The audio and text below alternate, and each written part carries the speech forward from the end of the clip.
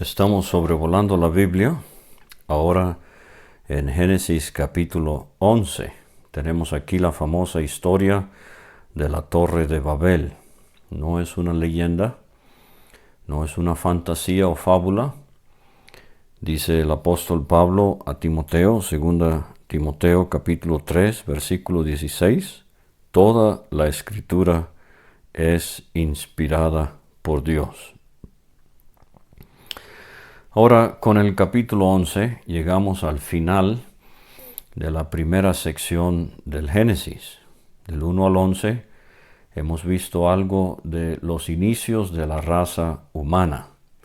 Y para esto Moisés centra su atención en 4 grandes eventos: la creación, la caída del hombre, el diluvio y ahora la Torre de Babel. Pero al final de este mismo capítulo, en el versículo 26, aprendemos de Abraham. Y con esto inicia la segunda mitad del libro de Génesis, que es la parte más larga, hasta el capítulo 50, que se va a centrar ya no sobre 4 eventos, sino sobre 4 personas: Abraham, Isaac, Jacob y José. Entonces, queremos notar que el capítulo 11 hay que leerlo con el capítulo 10 en mente. O más bien, hay que ver que no son capítulos en orden cronológico, sino que lo que sucede en el capítulo 11, del 1 al 9, con la Torre de Babel, es lo que causa que las familias descendientes de Noé, descendientes de Sem, Cam y Jafet, cumplan con el propósito de Dios de esparcirse y poblar la tierra. Entonces, como hemos escuchado ya en la excelente presentación de esa tabla de naciones en el capítulo 10, dice de los de Jafet, versículo 5, ellos poblaron las costas cada cual según su lengua, por lo que sucedió en Babel, capítulo 11. Dice el versículo 20 de los de Cam, por sus familias, por sus lenguas, en sus tierras, debido a lo que sucedió en Babel, capítulo 11. Y dice el capítulo 10, versículo 31, de los de Sem, por sus familias, por sus lenguas, de nuevo, por lo que sucedió en Babel en el capítulo 11. Hay varias torres en la Biblia. Yo le animo a que busque una concordancia y trace las diferentes ocasiones en la Biblia cuando aparecen torres. Hay 2 o 3 allá en el libro de Jueces, por ejemplo. Abimelech, él murió al pie de una torre cuando una mujer dejó caer sobre su cabeza una piedra de molino. Hay, curiosamente, la última torre en la Biblia, Lucas 14, es una torre inconclusa. Y digo curiosamente porque Babel fue una torre inconclusa. Desobediencia trajo el juicio de Dios y la torre no se terminó de hacer. En Lucas 14, no tanto es la idea de desobediencia, pero es de contar o de calcular el costo de lo que significaría ser discípulo de Cristo, o sea, verdadero creyente.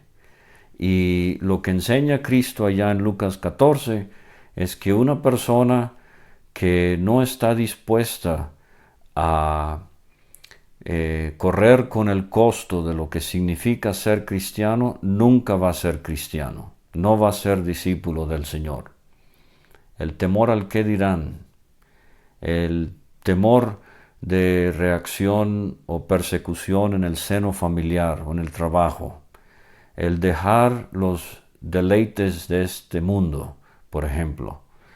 ¿Cuántos hay que cara a cara con la decisión de ser salvos o no, escogen por no ser salvos porque no pueden con lo que significa ser creyente en Cristo Jesús? Bien se ha dicho que la salvación es gratis, pero la vida cristiana es costosa, es cara.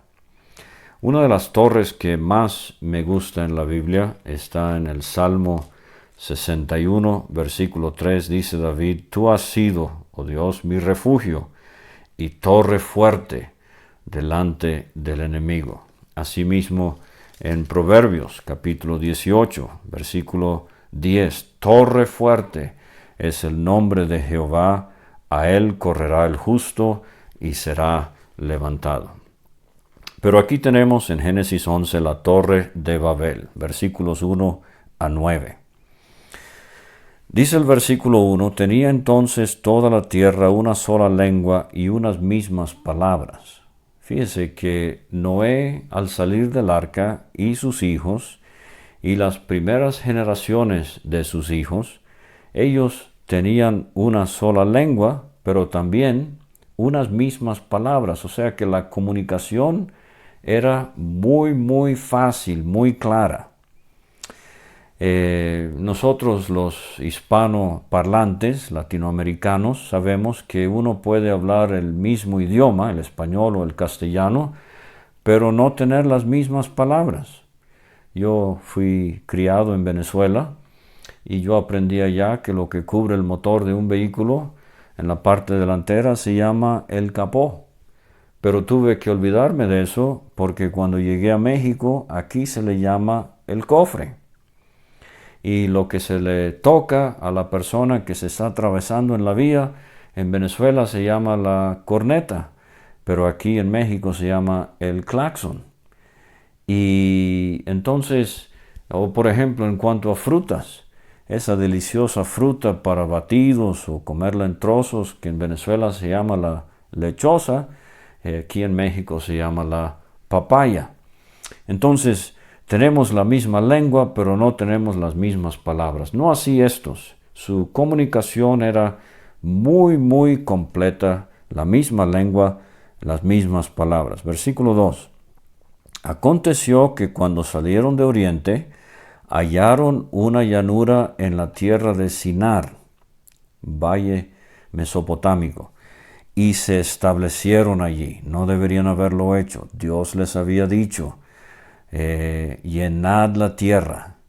Se establecieron y se dijeron unos a otros: vamos, hagamos ladrillo y cosámoslo con fuego.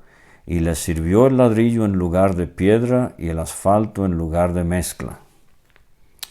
Entonces, no piedra, hubiese sido más duradero. Los materiales en sí nos hacen ver algo que es por naturaleza débil. Versículo 4. Dijeron: vamos, edifiquémonos una ciudad y una torre, cuya cúspide llegue al cielo, y hagámonos un nombre por si fuéramos esparcidos sobre la faz de toda la tierra. Y vamos a ver en un momento, pero lo mencionamos de una vez. Dice el versículo 6, Jehová vio que el pueblo es uno, y todos estos tienen un solo lenguaje, y han comenzado la obra, y nada les hará desistir ahora de lo que han pensado hacer. Fíjese cómo comunión, algo en común, puede servir para bien o puede servir para mal. Por ejemplo, en el Salmo 133, mirad cuán bueno, cuán delicioso es habitar los hermanos juntos en armonía.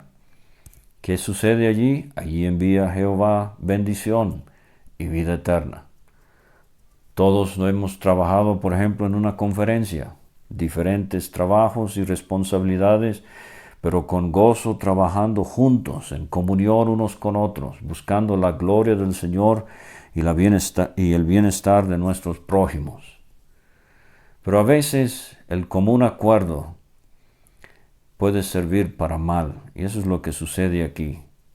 No solamente tienen la misma actitud de desobediencia, desafío, rebelión, orgullo, tienen la misma lengua y tienen la misma determinación. dice Dios, han comenzado la obra, nada les hará desistir ahora de lo que han pensado hacer. Pero regresando al versículo 4, edifiquemos una ciudad y una torre.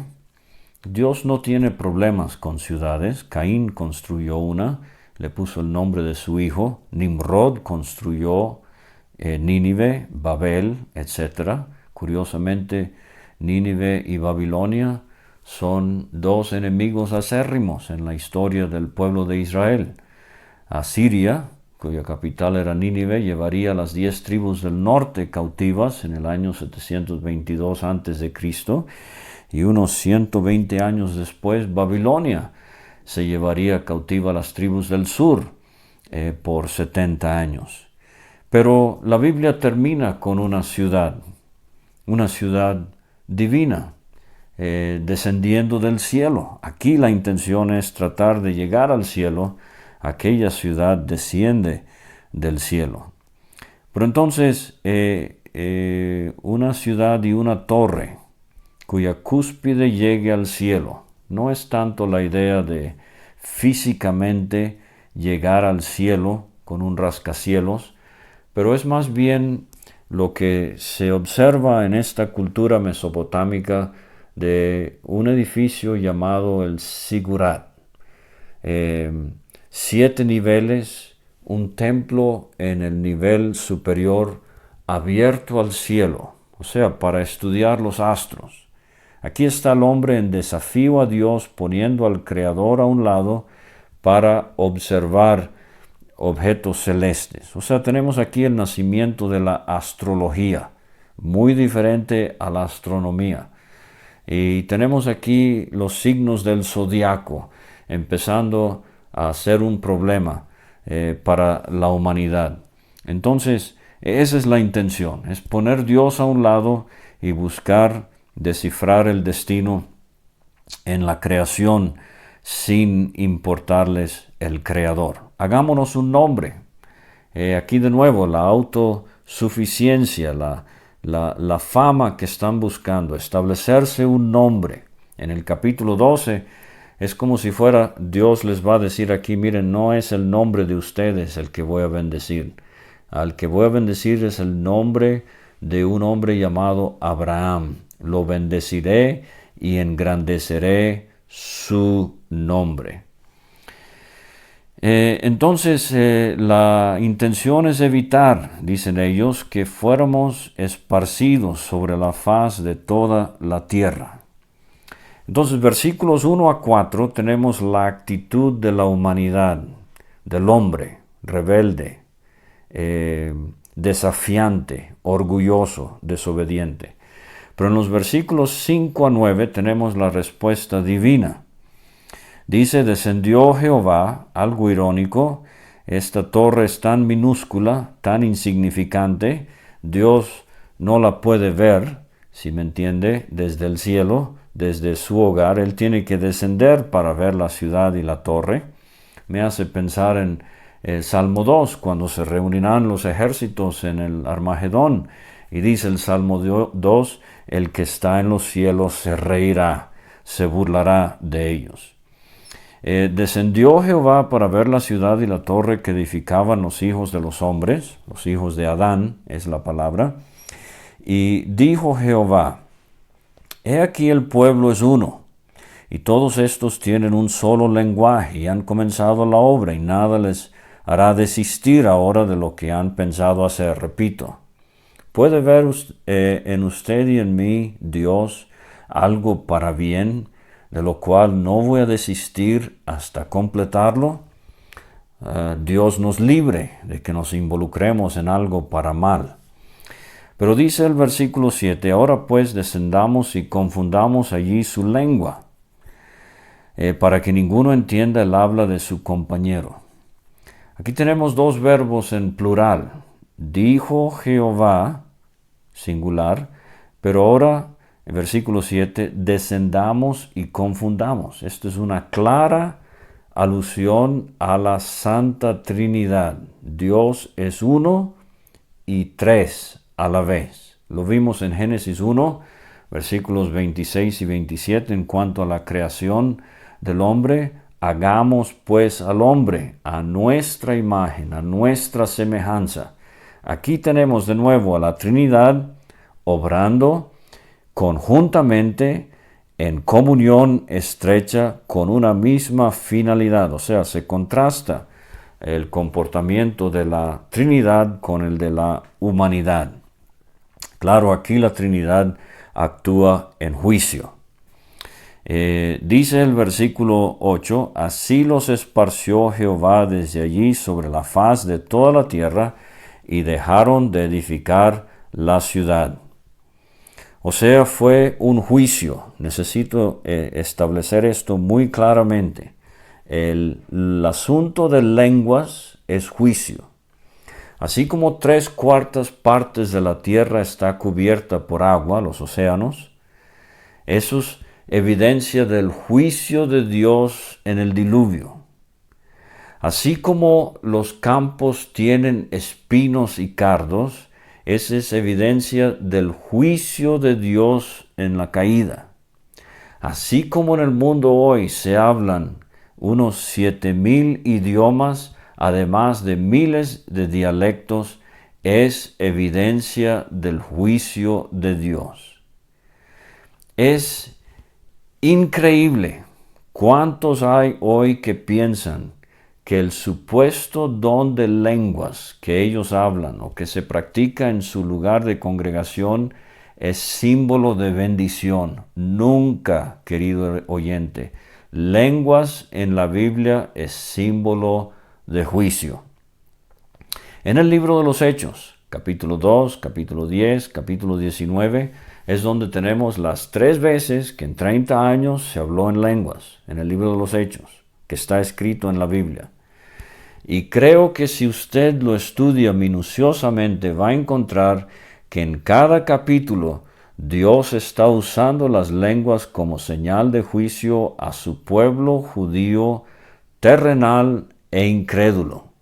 Y por eso Pablo dice en 1 Corintios 14 que las lenguas no son para el creyente, sino para el incrédulo. Es muy posible que Pentecostés, donde los apóstoles hablaron en lenguas, que personas que hablaban unas 18 lenguas diferentes entendieron perfectamente a los apóstoles, o sea, se revertió lo de Babel. Es muy posible que en el milenio se vuelva a un solo idioma. Sofonías capítulo 3. No es el momento, lo explicaremos cuando lleguemos allá. Pero sea como fuere, las lenguas son señal de juicio. Nosotros hablamos español o castellano. Es una lengua romance junto con el francés, el portugués, el italiano, el rumano, el provenzal, etc. Estas lenguas romances vienen del latín vulgar, que a su vez es una bisnieta de una lengua itálica, hija de una de las grandes ramas de idiomas en el mundo, el proto-indoeuropeo. Entonces, desde Babel se fueron desarrollando todos estos idiomas que se hablan en el mundo el día de hoy. Es una tragedia que muchos idiomas y dialectos están ya en extinción y otros por desaparecer. Pero Babel en hebreo significa confusión, porque Dios confundió las lenguas. En el idioma que hablaban los babilonios significaba portal del cielo. Vuelvo a enfatizar, para ellos era una gran cosa este desafío a Dios, pero para Dios era una miserable, pobre, débil confusión. Yo tuve un profesor de lingüística en la universidad en el Canadá, era ateo, y trágicamente él se quitó la vida en el aniversario en que su papá se había quitado la vida en Argentina. Fue un golpe muy duro para mí. Yo pasaba mucho tiempo en su oficina hablando de cosas de lenguas e idiomas. Él se especializaba en cómo es que niños aprenden el idioma sin estudiarlo. Por ejemplo, cómo es que un niño aprendiendo español, generalmente, él aprende poniendo el sustantivo primero y el adjetivo después. Casa blanca. Mientras que el niño aprendiendo inglés, él aprende que el adjetivo va primero y el sustantivo después. White house. O cómo es que un niño aprendiendo japonés automáticamente le sale poner el verbo al final de la oración, mientras que para nosotros los hispanos esto es algo que ocurre hacia el principio de la oración. Y él me dijo esto: si hay algo que a mí me hace pensar en la existencia de Dios, es cómo los niños aprenden idiomas. Pero siempre recuerdo otra cosa que me dijo él. Me dijo: creemos que hace unos 4,000 años hubo una explosión lingüística en el mundo de donde emanan todos los idiomas y dialectos que ahora hablamos. Bueno, yo me fui a la casa y busqué las fechas para la historia de la Torre de Babel. Hace más o menos 4,000 años, poquito más, pero sin saberlo, ese hombre ateo me estaba confirmando a mí la veracidad de la Biblia.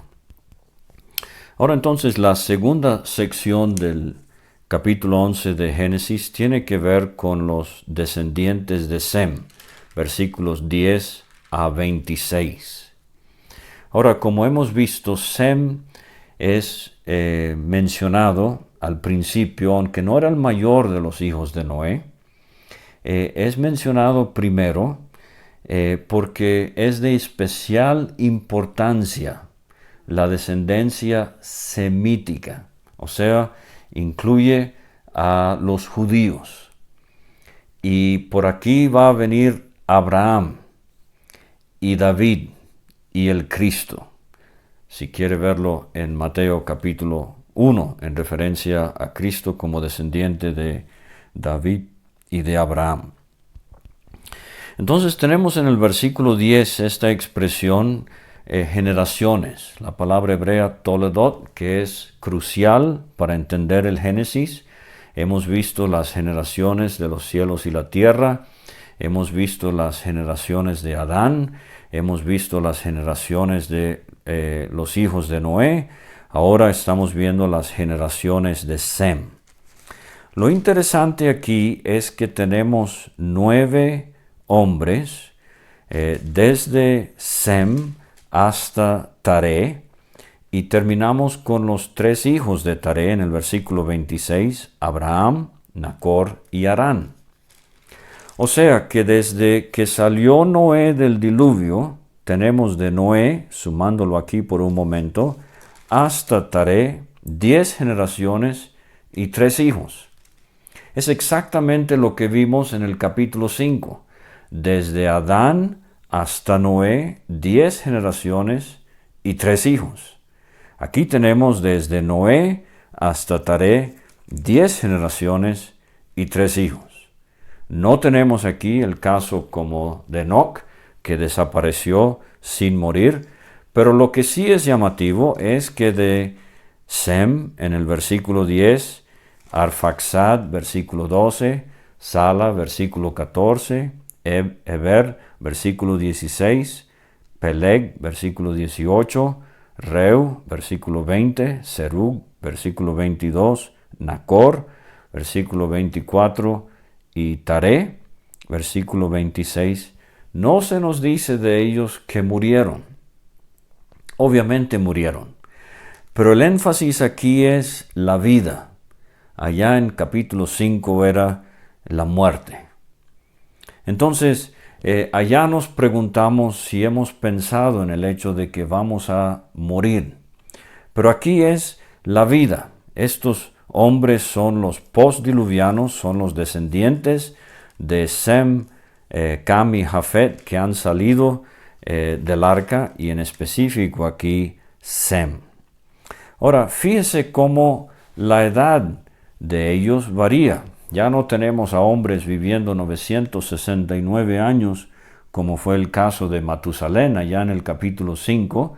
Sem vive un total de 600 años. Arfaxad engendró hijos a los 35, él vive 438 y va disminuyendo. Llegamos a Reu, él engendra hijos a los 32 y vive 239 años. Serug engendra hijos a los 30 y vive 230 años. Nacor, él engendra hijos a los 29 y vive 148 años. Y entonces daré un poquito de excepción aquí. Él vive 60 y engendra hijos, no Abraham primero. Es lo mismo que con Sem, Cam y Jafet. Aquí se menciona en el versículo 26 a Abraham primero por la insistencia de llamar nuestra atención a que este es el hombre en quien nos vamos a fijar, porque de allí va a nacer la raza hebrea, como vamos a ver del capítulo 12 en adelante, y con Isaac, Jacob y José, etc. Entonces, del versículo 10 al versículo 26, las generaciones de Sem, empezando con Sem y terminando con Taré. Ahora, finalmente, versículos 27 a 32. Otra vez la palabra toledot en hebreo, generaciones. Versículo 27 dice, estas son las generaciones de Taré. Taré engendró a Abraham, a Nacor y a Harán, no en ese orden. Es importante ver que Taré tenía 70 años cuando nace su hijo mayor, que no era Abraham. Pero dice el 27, Taré engendró a Abraham, a Nacor y Harán engendró a Lot. Aquí aparece un personaje clave en estos capítulos subsiguientes en Génesis. Y murió Harán antes que su padre Taré en la tierra de su nacimiento, en Ur de los Caldeos. Y aprendemos de Josué capítulo 24 que la gente en Ur era muy idólatra, incluyendo Taré y el mismo Abraham. Versículo 29, tomaron Abraham y Nacor para sí mujeres. El nombre de la mujer de Abraham era Sarai. Y Dios va a cambiar tanto el nombre de Abraham a Abraham y el de Sarai a Sara. Eso lo vamos a ver más adelante. Y el nombre de la mujer de Nacor, Milca. O sea, aquí tenemos el hermano de Abraham, Nacor. La esposa de él se llama Milca, hija de Harán, padre de Milca y de Isca. Mas Sarai era estéril y no tenía hijo. Y vamos a ver más adelante en el capítulo 24 que Betuel era hijo de Milca y de Nacor, y Rebeca a su vez era hija de Betuel. Entonces estamos viendo por anticipado algunos de los desarrollos aquí en el libro de Génesis. Y lo de Sarai siendo estéril en el versículo 30, sabemos la dificultad que eso va a traer, la impaciencia de Abraham, la impaciencia de Sara también, y lo de Agar, el nacimiento de Ismael, etc. Pero quiero fijarme para concluir en los versículos 31 y 32. Al que Dios llamó para salir de Ur de los Caldeos y dirigirse a Canaán fue a Abraham, no a Taré.